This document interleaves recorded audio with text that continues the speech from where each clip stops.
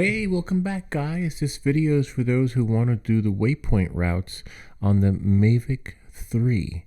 We just got a request to do the video on the DJI Mini 3 Pro for the hyperlapse. This one isn't the hyperlapse. This one's going to be on the Mavic 3, where you actually fly the drone, right, to a set route / destination, and it'll create a really smooth video.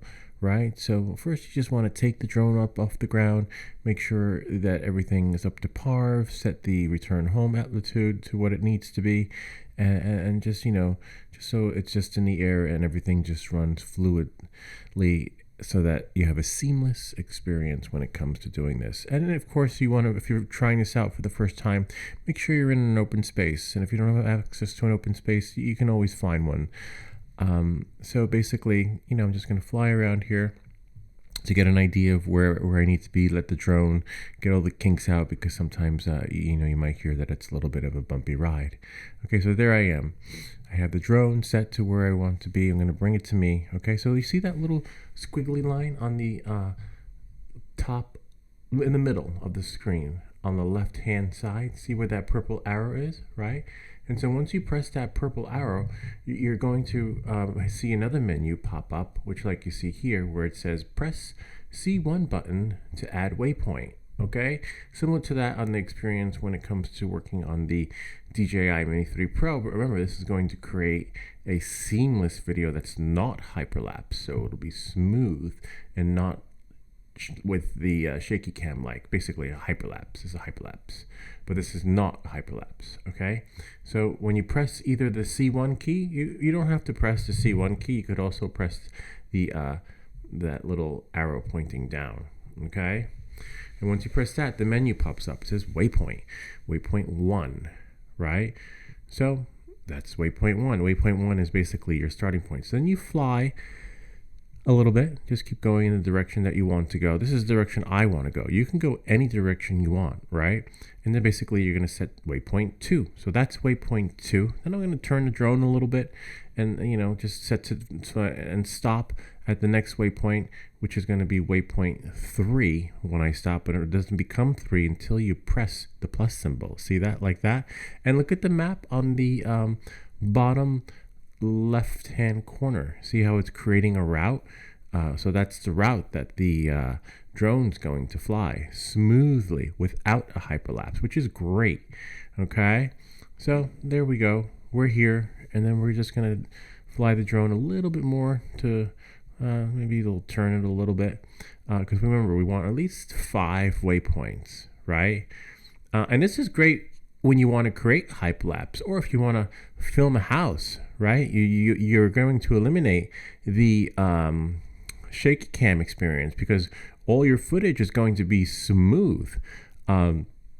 So even though this field is big, this works on many different platforms, whether it's big or small. So imagine flying the drone on a smaller area. Okay, so we're going to turn a little bit, right? Just head in that particular direction, and then we'll probably create the 4th waypoint right about here. See, now we have 4 waypoints, and I'm going to turn it towards me, to the direction, but it's going sideways. As you can see, look at the arrow on the bottom left hand side. See, it's facing towards me, but the drone's moving, somewhat sideways. And then I'd say it's going to come back to me, to where I am. See that? That's the route it's going to fly, and that'll be the 5th waypoint. Okay, so voila. So now what you do is, what do I want the drone to do when it comes back to the waypoint, right?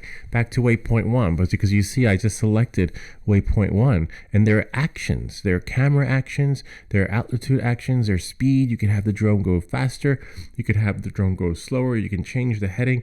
So many different variables are possible with this powerful feature, right? So for me, we're just going to do one action. We're going to take perhaps start recording, right? That's what we wanted to do when it gets to waypoint 1.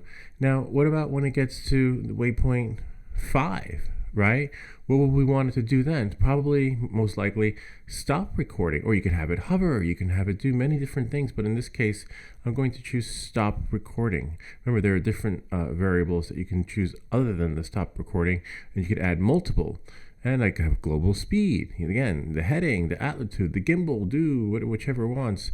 You could have it hover, etc. Stop, return home. In this case, it'll probably return home. Okay? All right, let's see what we have here. So now what you do is you click next, right? And then a green button pops up, and then you press go, and then voila. The drone is going to go to all those 5 waypoints and fly and create a nice smooth video, so that you basically, whether you want to use this for your B-roll footage, or maybe it's just footage for the sake of whatever it is that you're filming, right? So look, this is it in real time. Check it out. See how smooth the video is, how crisp and clear. Now remember, the resolution of the screen recording is always going to be lower no matter which remote you have.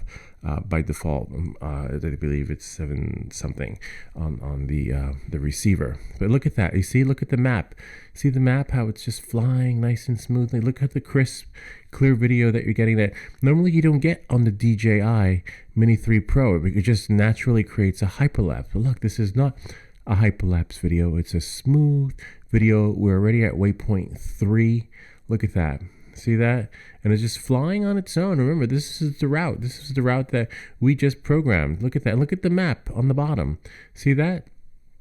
Really, really, really impressive and powerful, because look at that. Look at the map. See, this is the map.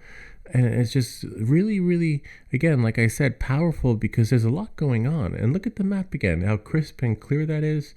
And it's flying back. And now remember, when it gets back and closer to me, we're going to stop the recording, right? Because that's what we set it to do when it gets to waypoint 5, right?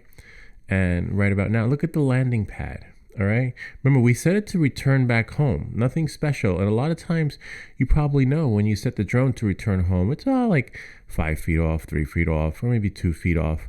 Now, see, now it's returning home. Now watch what happens when this drone returns home.